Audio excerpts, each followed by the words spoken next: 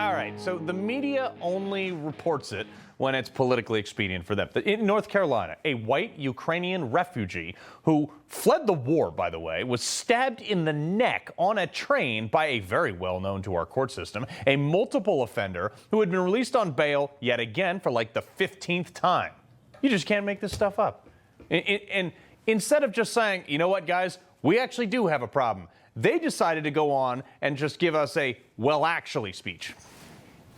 If you look at Charlotte, their crime is actually taking a dramatic turn in the right direction. Their murders down 29% as of the July numbers I read through.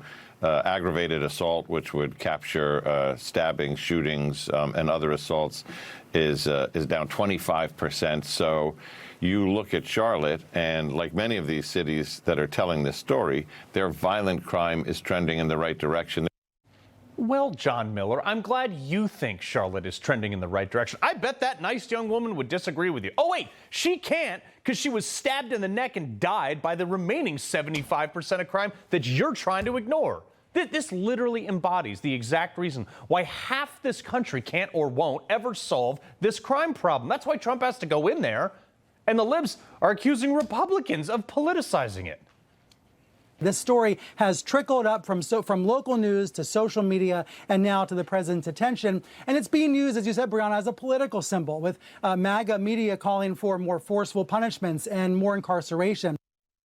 Believe they let that guy back. Republicans, where are all the people with that Ukraine flag in their bio? Where are they screaming justice for her? The entire Democrat Party was about refugees. They were about immigrants, and especially about Ukraine, and yet not one story about this until a bunch of people on social media started exposing it. I mean, like, if it weren't for X, we may never have even known about this story. I mean, like, just let's roll reverse on this, just for fun. Are you holding someone that go limp, they're defenseless, they're unarmed, they never assaulted anyone? At what point does it become intentional? For many years now, the Republican Party has pivoted to explicitly embracing vigilante violence, and most often, white vigilante violence. There's been no reporting that this man did anything other than yell and make a lot of noise and make people uncomfortable. There is no reporting that he laid a hand on anyone, that he touched anyone, that he actually physically harmed anyone. Oh, that was about Daniel Penny. Okay, the U.S. Marine who was taking the subway to school chokes out an aggressive, crazy person on public transportation to protect innocent people, by the way. Wall-to-wall media coverage that he's some sort of horrible white vigilante racist, but calls to hang him in the public square, basically, before he even stood trial. A trial that found him completely innocent, by the way. But the black guy with the rap sheet a mile long stabs a white legal immigrant refugee woman in the neck, completely unprovoked on public transportation. Nothing. No stories whatsoever.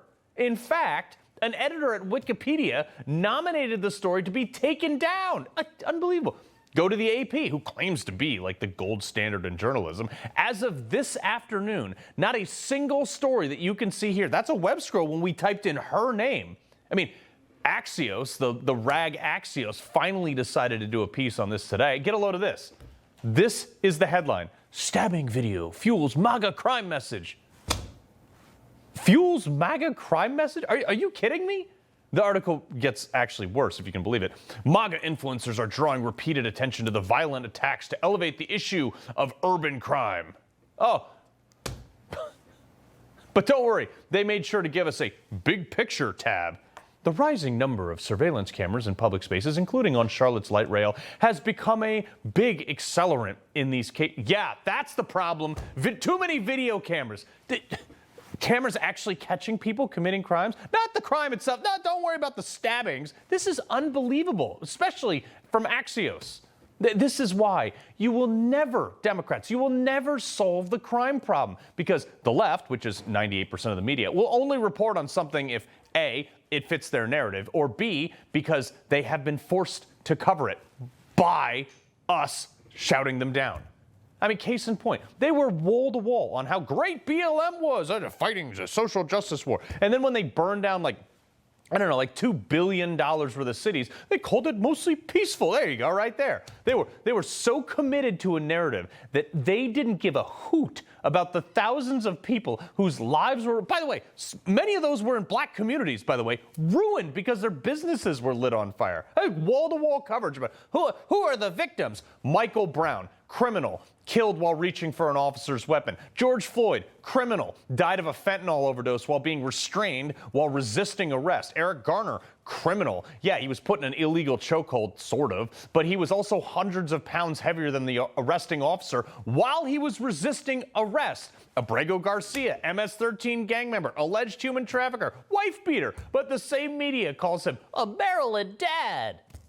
And goes to they have margaritas with him in whatever country, El Salvador. But someone who fits every other liberal protected class, woman, immigrant, Ukrainian, lower class, struggling to meet ends meet. But because admitting her death would mean that Donald Trump is right, that we do have a crime problem,